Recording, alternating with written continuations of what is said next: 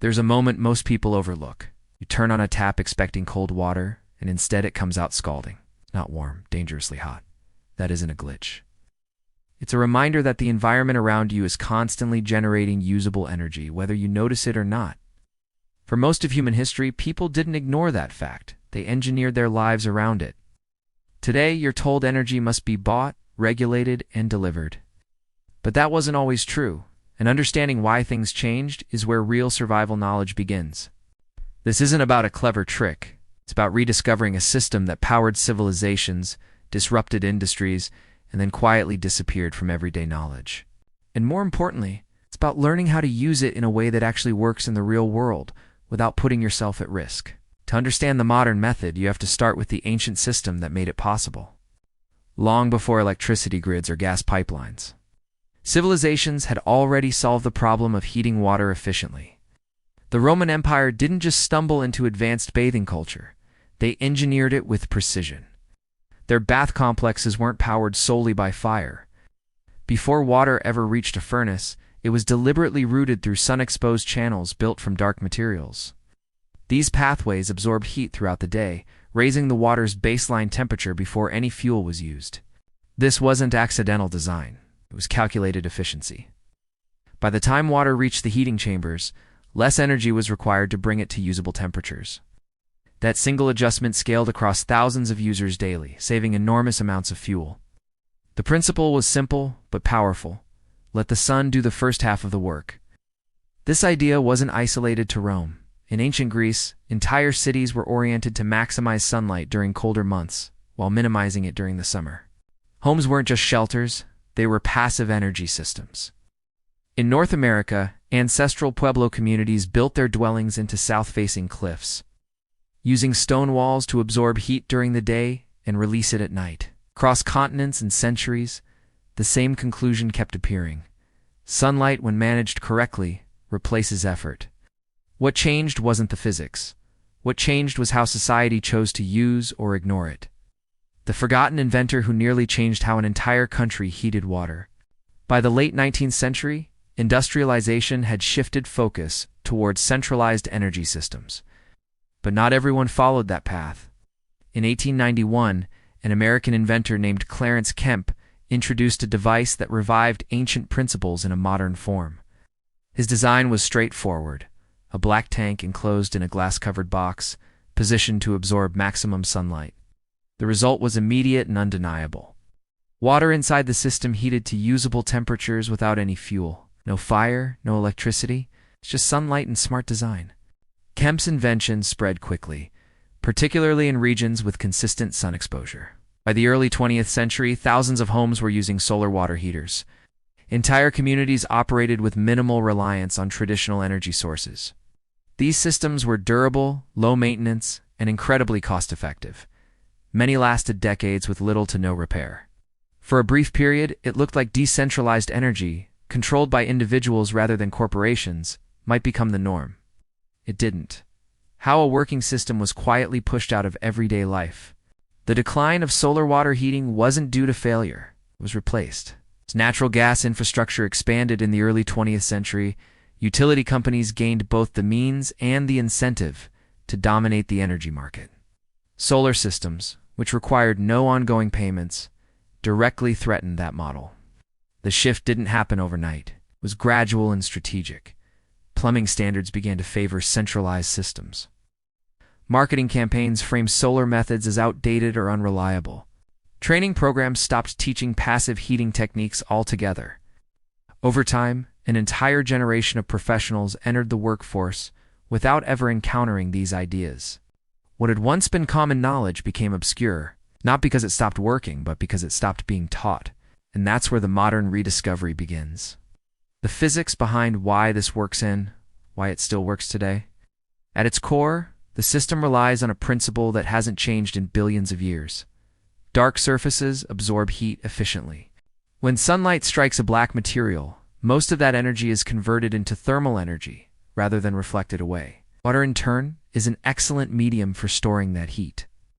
When these two elements are combined, dark material and water exposure, you get a passive heating system. No moving parts.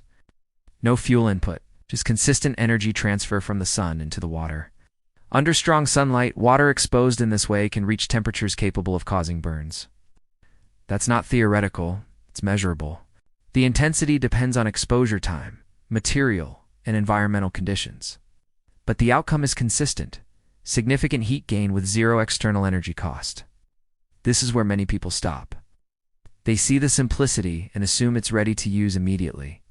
That's where mistakes happen. Why the simplest version of this system can become dangerous if used incorrectly. There's a reason modern systems don't rely on improvised materials.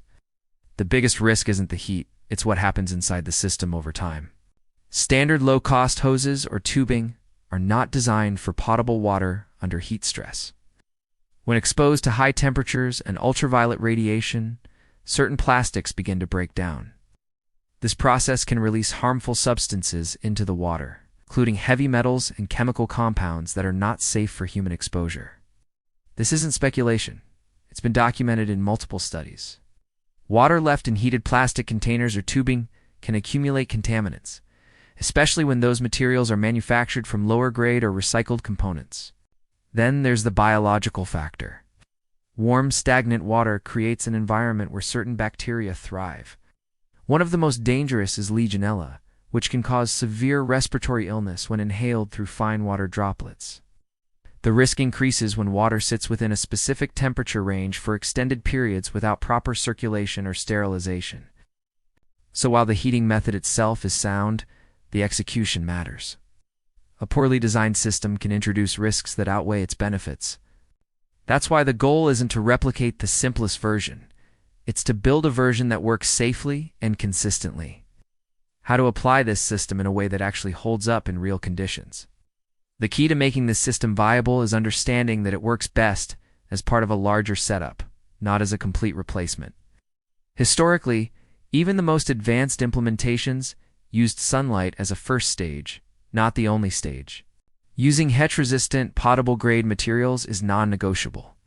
Modern tubing designed for drinking water in high temperatures eliminates the chemical risks associated with cheaper alternatives. This alone transforms the system from a hazard into a usable tool. The second adjustment is flow and storage. Water should not remain stagnant in the heated section for extended periods. A system that allows water to move through and return to a controlled environment reduces the chance of bacterial growth.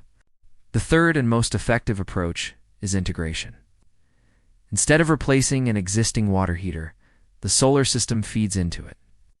This means incoming water is already warm before it reaches the primary heater. The heater then raises it to a safe, regulated temperature, ensuring both usability and sanitation. This hybrid approach mirrors both ancient and early modern designs.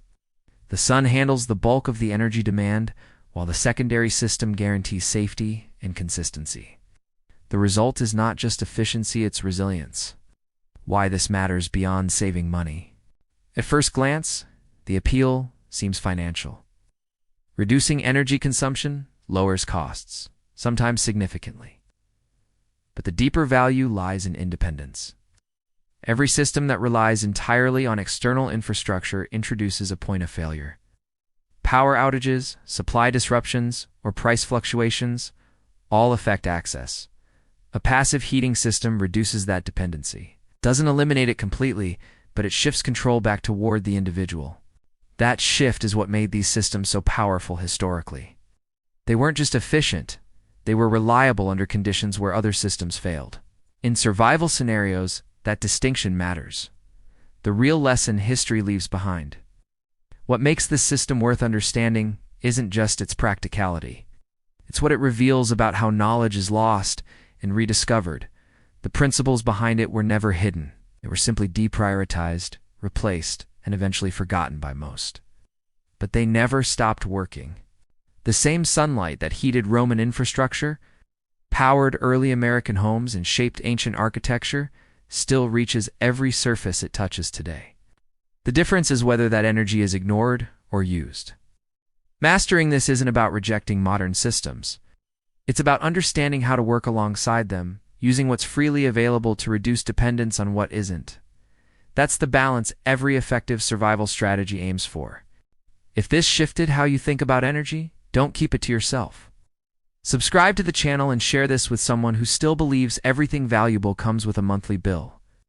There's more buried knowledge like this, and uncovering it is how you stay one step ahead.